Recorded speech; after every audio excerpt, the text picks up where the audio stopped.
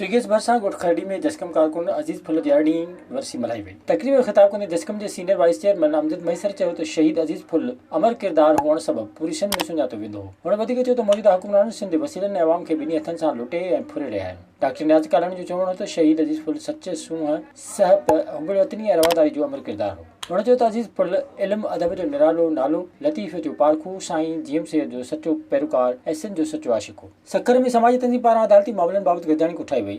मारवी rural development organisation ऐं legal awareness watch पारां juvenile justice act 2018 बाबति गॾिजाणी में मुख़्तलिफ़ इदारनि जे माण्हुनि सुगरा सोलंगी, बैरिस्टर सरमद अली, शफ़ीक बाबर लगारी ऐं ॿियनि वॾे अंग में शिरकत कई। गॾिजाणी में नंढी उमिरि जी शादियुनि ॿारनि जे हक़नि बाबति गौर वीचार कयो वियो। हिन मौक़े ते क़ानूनी माहिरनि नंढी उमिरि जी शादियुनि ॿारनि खां कम कराइण ऐं तशद्दुद बाबति कानून खां आगाही ॾिनी। शिया अॻवान अल्लामा रियाज़ हुसैन अल हुसैनी चयो आहे त हुकूमत जे ॿाराणी रवैये ऐं नाक़िस पॉलिसियुनि सबबि मईशत ख़राब थी रही आहे। टंडे आदम में प्रेस कॉन्फ्रेंस कंदे शिया उलमा काउंसिल सिंध जे जनरल सेक्रेटरी अल्लामा रियाज़ हुसैन अल हुसैनी चयो त मुल्की हालतुनि मां को बि पाकिस्तानी मुतमइन नाहे। हुन चयो त मुल्क में खंड ऐं अटे समेत आम वाइपे जी शयुनि जी खोट आहे। शिया अॻवान चयो त शहीद कैसर हुसैन चुगताई जे कातिलनि खे सज़ा ॾिनी वञे। अल्लामा रियाज़ हुसैन अल हुसैनी चयो त कैसर हुसैन चुगताई जा कातिल गिरफ़्तार करे बेचैनी ख़त्म कई वञे। मीरपुर ख़ास जे मॉडल कॉलेज इंतज़ामिया पारां BA ऐं BCom जे शागिर्दनि खे स्लिपूं जारी न करण ख़िलाफ़ कॉलेज आॾो वेठल शागिर्दनि खां प्राइमरी उस्ताद चालान वठी फाड़ी छॾिया। मॉडल कॉलेज जे 80 शागिर्दनि पारां स्लिपूं जारी न थियण ते इंतज़ामिया ख़िलाफ़ अदालत में दरख़्वास्त ॾिनी वई, जंहिं ते खेनि चालान पेश करण जी हिदायत ॾिनी वई। अदालत में पहुचण खां अॻु मॉडल कॉलेज जे साम्हूं वेठल शागिर्दनि खां उस्ताद आमिर पहुची चालान फोटो कॉपी कराइण जे बहाने वठी फाड़ी छॾिया। मशहूर शागिर्दनि उस्ताद आमिर खे मारकुट कई। पुलिस पहुची उस्ताद खे हिरासत में वठी छॾियो। डिस्ट्रिक्ट एंड सेशन जज